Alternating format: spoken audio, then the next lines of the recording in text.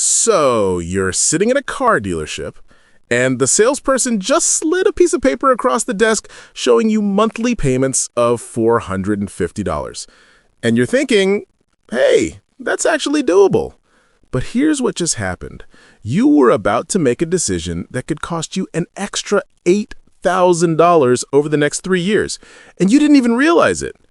Look, I've seen this play out dozens of times. Someone walks into a dealership focused on one number, the monthly payment, and walks out having agreed to one of the worst financial deals of their life. And the crazy part? They think they got a good deal. I'm Alex, and on this channel, we talk about money, personal finance, and the economy in ways that actually make sense. And today, we need to talk about something that could save you literally thousands of dollars: how to actually buy a car without getting completely ripped off.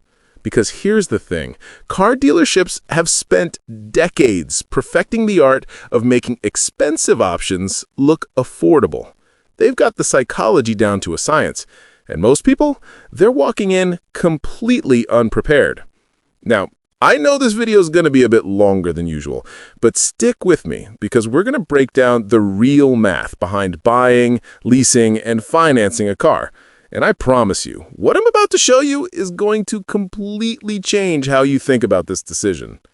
And hey, if you're getting value from this, make sure to hit that subscribe button and give this video a thumbs up if this helps you out. So let me start by saying something that might sound controversial. The way most people buy cars is completely backwards. Here's what typically happens. Someone decides they need a new car. They walk into a dealership, fall in love with that new car smell, and then the salesperson asks them one question. What monthly payment works for your budget? And boom, that's the trap right there. Because once you answer that question, the salesperson isn't trying to get you the best deal. They're trying to get you to that monthly payment number while maximizing how much money the dealership makes. They'll stretch the loan term, they'll adjust the deposit, they'll throw in dealer contributions, whatever it takes to hit that monthly number you said you could afford. Now, you might be thinking, well, what's wrong with that? If I can afford the monthly payment, isn't that what matters? No. And this is where most people get absolutely destroyed financially. Here's what most people don't realize. Focusing on monthly payments is exactly how you end up paying $36,000 for a car that's worth $30,000. It's how you end up in a 7-year loan for a car that'll need major repairs in year 5. It's how you stay trapped in a cycle of always having a car payment for the rest of your life. According to recent data, the average monthly car payment in the U.S. is now over $700, and the average loan term, almost 6 years. 6 years for an asset that loses roughly 60% of its value in 5 years. Let me say that again. People are taking out 6-year loans on assets that depreciate by more than half in 5 years. That's financial insanity. All right, so let's actually break down your options here. And I'm going to use real numbers throughout this because vague financial advice is useless. For this analysis, I'm going to use a pretty standard scenario, a mid-size family car. Let's say something like a Honda Accord or Toyota Camry, priced at $35,000. And we'll assume you're putting down $5,000 as a deposit and looking at a 3-year term to keep everything comparable. Option 1, buy it outright.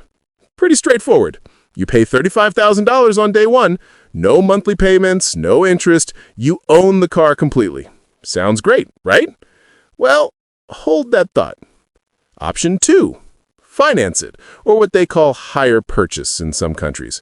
You put down your $5,000 deposit, you borrow the remaining $30,000, and you pay it back over 3 years with interest. Now, here's where it gets interesting. The average interest rate for a car loan right now is sitting around 7 to 8% if you've got decent credit. But here's what the dealership offered me when I ran these numbers.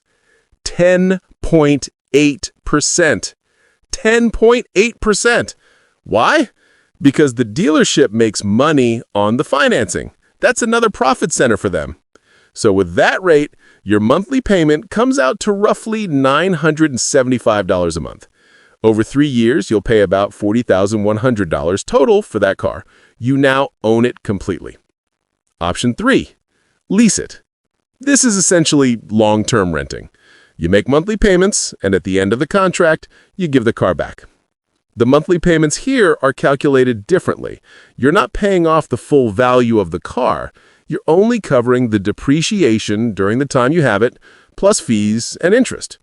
With our example, the monthly payment might be around $420 a month. Sounds way better than $975, right? Over 3 years, you'd pay about $20,100, $5,000 down, plus $15,100 in payments. But, and this is a big but, at the end, you own nothing. You hand the keys back and walk away. Option 4, PCP, or personal contract purchase. This is the one the dealership really wants you to take, and there's a reason for that. With PCP, you agree on what the car will be worth at the end of the contract. Let's say $18,000.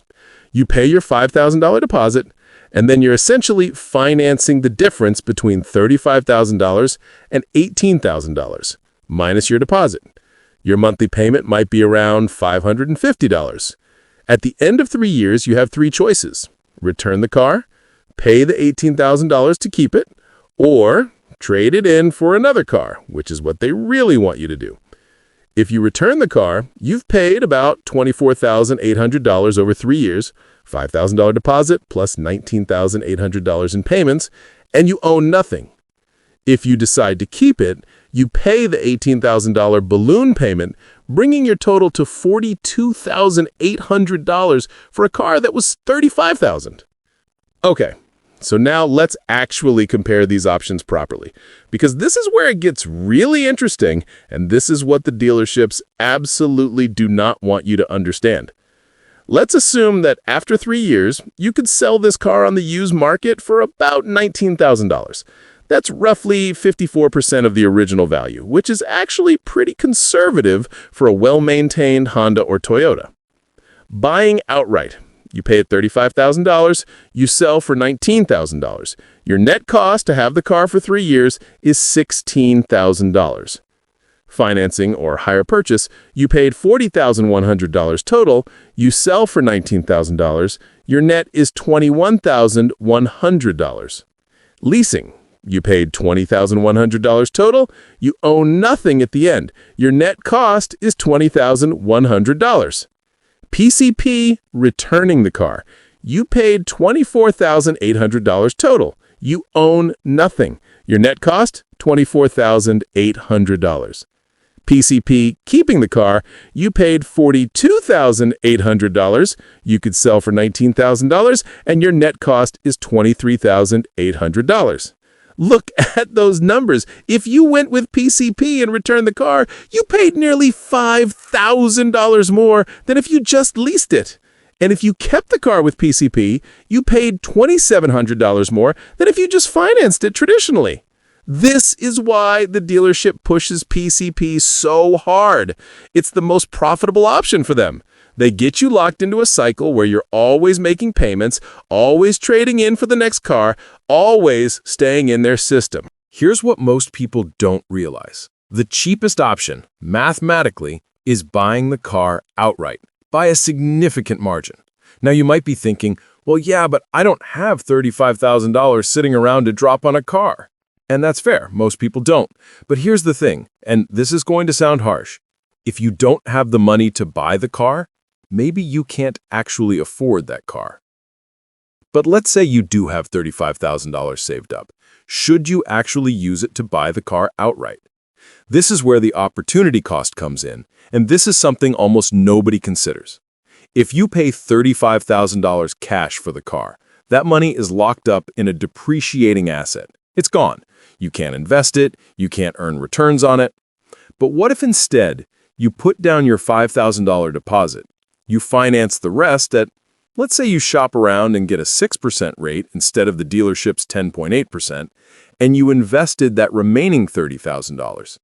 The S&P 500 has historically returned about 10% annually on average. Even if we're conservative and say you get 8% returns over those 3 years, that $30,000 could grow to roughly $37,800. Meanwhile, with your 6% loan, you'd pay about $37,300 total for the car over 3 years. Sell it for $19,000, your net cost is $18,300. But you've also got $37,800 in investments. Net out your car cost, and you're actually up about $19,500 compared to paying cash. This is the difference between thinking about money simply and thinking about money strategically.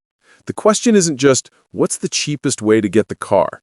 The question is, what's the best financial decision, considering all my options? Now let's talk about the psychological side of this, because this is honestly just as important as the math. Here's the thing.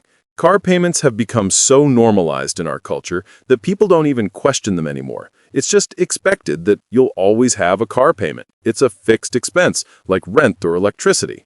But it doesn't have to be. I've got friends who bought used cars with cash years ago. No monthly payment. Sure, they occasionally have maintenance costs, but we're talking maybe $1,500 a year in maintenance versus $12,000 a year in car payments. The psychological freedom of not having a car payment is massive. You're not tied to that monthly obligation. If you lose your job or want to take a pay cut for a better opportunity, you can do it because you're not locked into $700 a month going out the door. On the flip side, if you're someone who likes driving new cars and wants the latest technology and safety features, then leasing or PCP might actually make sense for you. But you need to go into it with your eyes open, knowing that you're paying a premium for that privilege. The issue is when people take the expensive option while thinking they're being financially smart. Here's another psychological factor. The leasing and PCP options keep you in a perpetual cycle. Every 3 years, you're back at the dealership, signing a new contract, making new payments. You never own anything, but you always have a payment. For some people, that's fine. But for most people, it's a trap that prevents them from ever building wealth. Because here's what could happen instead. You buy a car, maybe not brand new, maybe a 2 or 3-year-old certified pre-owned that's already depreciated at someone else's expense. You pay it off over 3 years, and then you keep making those same car payments, but into a savings or investment account. After another 3 years, you've got enough saved to buy your next car in cash. And now, you never have a car payment again. All right, so what should you actually do? Here's my advice. First, stop focusing on monthly payments. That's rule number 1. Focus on the total cost and what you're getting for that cost. Second, if you can possibly avoid it, don't buy a brand new car. Buy something that's 2 or 3 years old and has already taken the massive depreciation hit at someone else's expense. You'll get essentially the same car for 30 to 40% less. Third, if you don't have enough saved to buy a car outright, that's okay. Most people don't. But get the shortest loan term you can actually afford and shop around for the best interest rate. Don't take the dealership's financing without comparing it to what your bank or credit union can offer. The difference could be thousands of dollars. Fourth, if you do decide to lease or go with PCP, run the total numbers. Compare what you're actually paying over the life of the contract versus the other options. Make it an informed decision, not an emotional one based on the excitement of driving off the lot in a new car. And finally, consider the opportunity cost. If you have the money to buy a car outright, but you could get a reasonable interest rate on financing, it might actually make sense to finance it and invest the difference. But only if you actually invest the difference and don't just spend it. Look, buying a car is one of the biggest purchases most people make, and the car industry has spent decades figuring out how to make expensive decisions feel affordable. But you don't have to fall for it. Do the math, consider your options. Think about what you actually need versus what you want, and make a decision based on your long-term financial goals, not on what monthly payment feels comfortable right now. Because the difference between making a smart car buying decision and a bad one could literally be tens of thousands of dollars over your lifetime. And that money, that could be your house deposit, your kids' education fund, or your retirement. So choose wisely. If this video helped you out, smash that like button and subscribe for more content on personal finance and building actual wealth. Drop a comment below and let me know, how did you buy your current car? And would you do it differently now? Thanks for watching, and I'll see you in the next one.